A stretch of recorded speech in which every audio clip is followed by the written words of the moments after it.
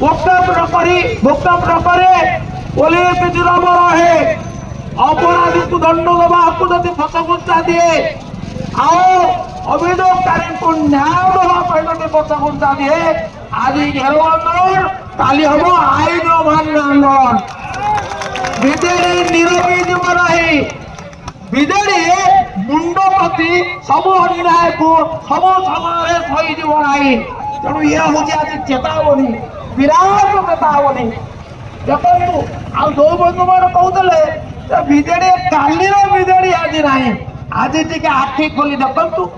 ଆଖି ଯଦି କାମ ନ କରୁଛି ତାହେଲେ ଆମର ଶକ୍ତିଶାଳୀ ଚଷମା ଲଗାଇ ଦେଖନ୍ତୁ ବିଜେଡି କେତେ ଭାବରେ କେତେ ମାତ୍ରାରେ ଅଛି, କେତେ ଶକ୍ତିଶାଳୀ ଅଛି, ସାହସର ସହିତ ଅଛି। ଆପଣଙ୍କର ସାହସ ଆମ ହଉଛି ପୁଞ୍ଜି ଆଉ ସମନ୍ୱିତ ଭାବରେ ଆମେ ଆଜି ଲଢ଼େଇ କରିଛେ।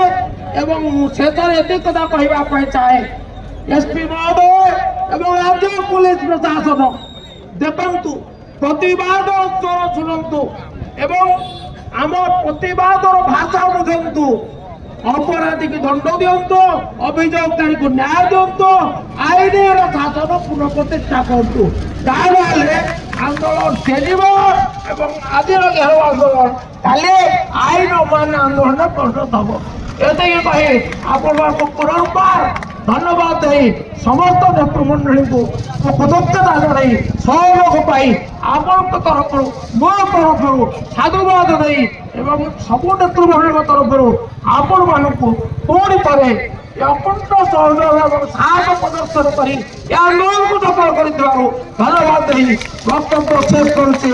ନମସ୍କାର, ଧନ୍ୟବାଦ।